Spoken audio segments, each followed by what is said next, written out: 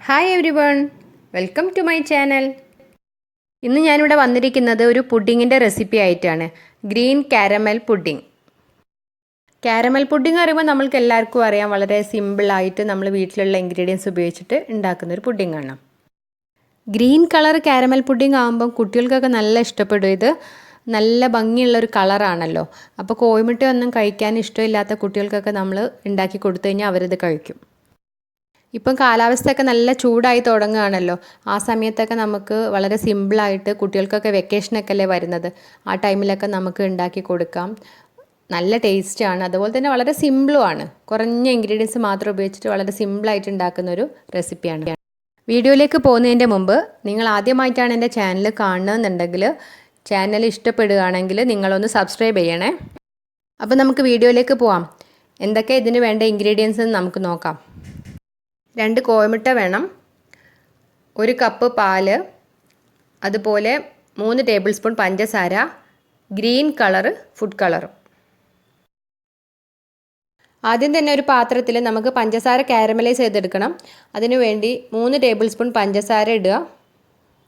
അതിലേക്ക് 3 table spoon വെള്ളം ചേർക്കുക. എന്നിട്ട് നന്നായിട്ടൊന്ന് ഇളക്കി കൊടുക്കണം. പഞ്ചസാര ഒന്ന് അലിയിപ്പിക്കാൻ വേണ്ടിയിട്ടാണ്. നമ്മൾ സാധാരണ കാരമലൈസ് ചെയ്യുന്ന പോലെ ബ്രൗൺ കളർ ആക്കൊന്നും വേണ്ട. പഞ്ചസാര ശരിക്കും ഒന്ന് ആ വെള്ളത്തിലൊന്ന് അലിഞ്ഞാൽ മതി. ആ സമയത്ത് നമ്മൾ ഫുഡ് കളർ ചേർക്കുക. ഫുഡ് കളർ ചേർത്തിട്ട് നന്നായിട്ടൊന്ന് ഇളക്കി കൊടുക്കുക. ആ സമയത്ത് ആ പഞ്ചസാരയുടെ സിറപ്പ് കുറച്ചൊന്ന് കട്ടി കൂടും. ഇനി നമുക്ക് ഏത് പാത്രത്തിലാണോ നമുക്ക് പുഡിങ് സെറ്റ് ചെയ്യേണ്ടത് ആ പാത്രത്തിലേക്ക് ഈ സിറപ്പ് ഒഴിക്കുക. പെട്ടെന്ന് തന്നെ ചൂടാറുന്നതിൻ്റെ മുമ്പ് നമ്മളത് നന്നായിട്ടൊന്ന് ചുറ്റിച്ചു കൊടുക്കുക.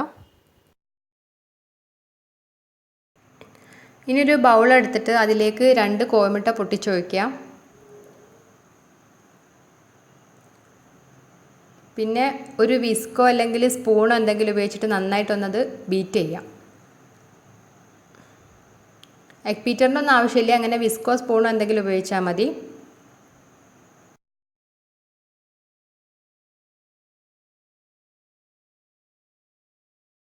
നന്നായിട്ടൊന്ന് ബീറ്റ് ചെയ്തതിന് ശേഷം ഇതിലേക്ക് ഒരു 4 ടേബിൾ സ്പൂൺ പഞ്ചസാര ചേർക്കുക. എന്നിട്ട് അത് നന്നായിട്ടൊന്ന് മിക്സ് ചെയ്യാം.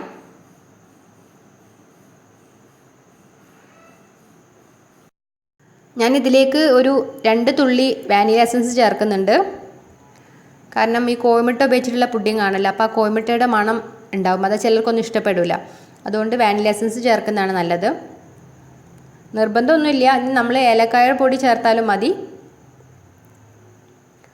ഇത് നന്നായിട്ടൊന്ന് മിക്സ് ചെയ്തതിൻ്റെ ശേഷം 1 കപ്പ് പാല് ചേർക്കുക.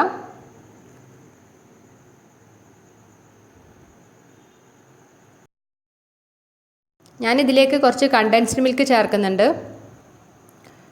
എൻ്റെ കയ്യിൽ കണ്ടൻസ്ഡ് മിൽക്ക് ഉണ്ടായിരുന്നു, അപ്പോൾ കുറച്ചൊന്ന് ടേസ്റ്റ് കൂടാൻ വേണ്ടി ചേർത്താണ്. നിർബന്ധമൊന്നുമില്ല, നമ്മൾ കുറച്ച് മധുരം അധികം ചേർത്താൽ മതി. നന്നായിട്ട് മിക്സ് ചെയ്തതിൻ്റെ ശേഷം നമ്മൾ കാരമലൈസ് ചെയ്തിട്ടുള്ള പാത്രത്തിലേക്ക് ഒന്ന് അരിച്ചൊഴിക്കുക. ഇനി ഇത് നമ്മൾ ആവിയിലാണ് വേവിക്കുന്നത്. അതിന് വേണ്ടിയിട്ട് ഞാനൊരു ഇഡ്ഡലി പാത്രം വെള്ളം ഒഴിച്ചിട്ട് തിളപ്പിക്കാൻ വെച്ചിട്ടുണ്ട്. നന്നായിട്ട് ആവി വന്നിട്ടുണ്ട്. അപ്പം നമ്മൾ ഈ ചെയ്ത് വെച്ചിട്ടുള്ള ഈ പാത്രം ഒരു അലൂമിനിയം ഫോയിൽ കൊണ്ട് ഒന്ന് കവർ ചെയ്തിട്ട് ഒന്ന് മൂടി വെച്ചിട്ട് നന്നായിട്ടൊന്ന് ആവിയിൽ വേവിക്കുക. ഒരു അരമണിക്കൂർ ആവിയിൽ വേവിക്കുക. സിമ്മിലാണ് ചെയ്യേണ്ടത്. അരമണിക്കൂർ കഴിഞ്ഞിട്ടുണ്ട്. ഞാനിതൊന്ന് തുറന്ന് നോക്കുകയാണ്. ഇപ്പോൾ ഇത് ശരിക്കും പാകമായിട്ടുണ്ട്. സ്ക്യൂവറിൻ്റെ മേലൊന്നും ഒട്ടിപ്പിടിക്കുന്നൊന്നുമില്ല. ചൂടാറിയതിന് ശേഷം ഇങ്ങനെ എന്തെങ്കിലും ഒരു സ്പൂൺ എന്തെങ്കിലും എടുത്തിട്ട് സൈഡിലൊന്ന് വിടിവിച്ച് കൊടുക്കുക.